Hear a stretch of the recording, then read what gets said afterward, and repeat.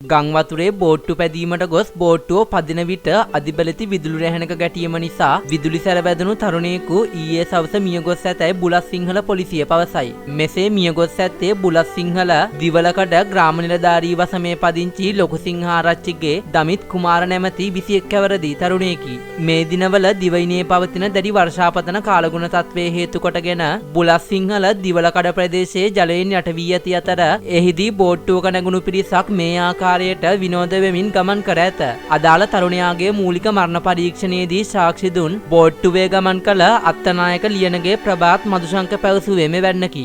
අපේ බෝට්ටුවේ 20 දෙනෙක් පමණ සිටියා. අපි ගංවතුර බලන්න බෝට්ටුව පැදගෙන ගියා. දිග රිටක් ආධාරයෙන් තමයි බෝට්ටුව පදවාගෙන ගියේ. උදේ ඉඳලා බෝට්ටුව පදවපු කෙනාට අමාරුයි කියලා දමිත් බෝට්ටුව පදවපු රිට ඉල්ලගත්තා. දමිත් ටික දුරක් රිට ඇන ඇන බෝට්ටුව පැදගෙන ගියා. එකවරම රිට උස්සනකොට අධිබලති විදුලි නැහැනක වැදුනා. ඒත් එක්කම එකවරම දමිත්ව ගම් වතුරට වැටුණා. මම වතුරට පැනලා දමිත්ව ගොඩ අරගෙන රෝහලට ගෙනාවා. බුලත්සිංහල හදිසි මරණ පරීක්ෂක චිරාත් ಭಾರತ මහතා විසින් බුලත්සිංහල රෝහලේදී මූලික මරණ පරීක්ෂණය පැවැත්වූ අතර පශ්චාත් මරණ පරීක්ෂණය සඳහා දේහය හොරණ දිස්ත්‍රික් මහ රෝහලේ අධිකරණ වෛද්‍ය ඒකකයේ වෙත යැවීමට නියෝග කර ඇත.